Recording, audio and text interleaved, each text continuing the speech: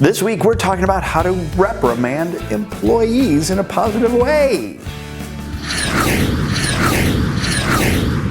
Hey, it's Tom Jackobs, TomJacobs.com. Welcome there. I've got my mint majestic tea. It is so tasty. I won't say where it's coming from because they didn't pay me for sponsorship.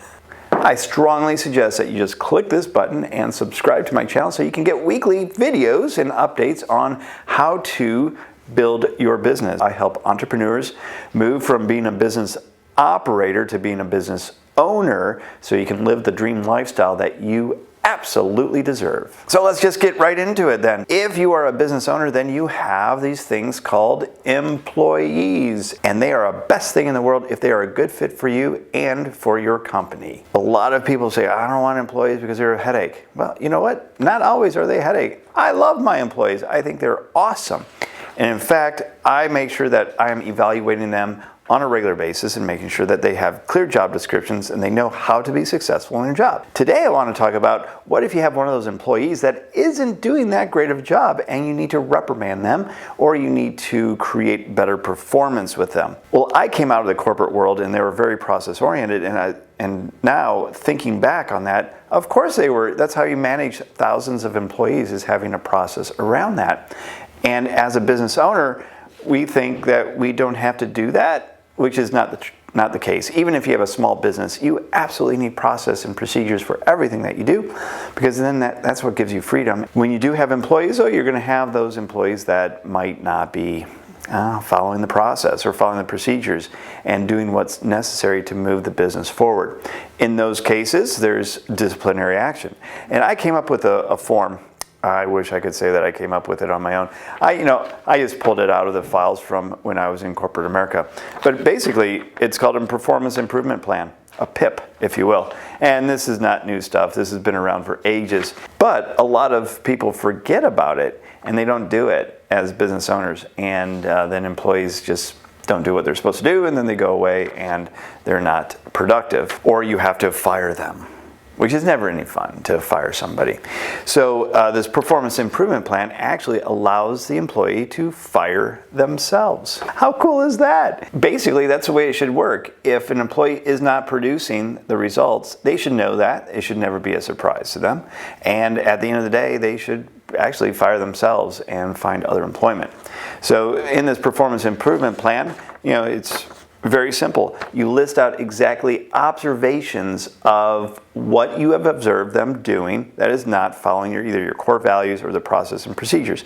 And it's very important that you have detailed descriptions and that you almost do it immediately after the fact, especially if it's a pretty intense problem that they're having. And then you want to come up with an action plan with the employee. You should not come up with this action plan on your own. Now, you probably have an idea of what they need to do to improve, but it's always good to get buy-in from the employee, because then it's in their control to improve their performance. And you simply say, well, these are the problems that I observed. Let's come up with an action plan for you to have better performance and overcome those problems. And you just list out 1, 2, 3, or however many. I recommend no more than 3, though. You set a deadline for each of those action items to be completed. Now, what happens if they don't complete it? Then it's a very easy conversation to have with them. It's like, well, earlier this month we had a conversation about you improving your performance, and I noticed that you had an action plan that you put in place that you were going to do X, Y, and Z by this date. I have not seen X and Y. I saw Z, so what happened to X and Y? Oh, I didn't feel like doing it, or whatever the excuse might be. Okay, well, what would you expect me to do if we laid out an action plan and you did not do what you said you were going to do? Well, I guess I'd get fired. Yeah, actually, that would be the case. And then out the door they go. Makes it a very easy conversation because they basically fired themselves. More often than not, you'll be surprised at how often employees turn their performance around and actually produce some really amazing work. And I've seen this over and over and over again. And I might be on the brink of firing somebody, do a performance improvement plan, and they take their performance to a whole nother level.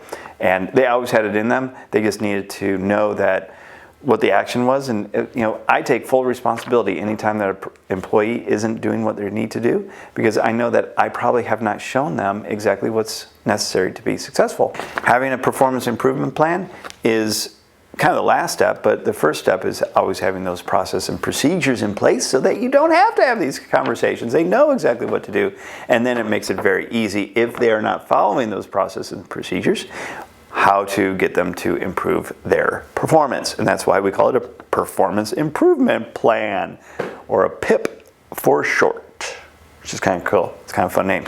At any rate, that is how you get some great performance out of low-performing employees. Either get them to improve by giving them a performance improvement plan, or they don't and you wash your hands of them and out the door they go. I know it sounds a little harsh, but at the end of the day, they fired themselves because they weren't doing exactly what they needed to do. Well, I hope this was helpful. This is Tom Jackobs, TomJacobs.com. I ask that you join the conversation, put some comments below, subscribe to my channel, and get weekly videos on how you can improve your business. I look forward to talking to you. If you have any questions, please follow me on TomJacobs.com. You can request a consultation there, and we can have a nice little phone conversation about what's going on in your business and how I might be able to help you succeed. All right, have a great week, and we'll see you next time.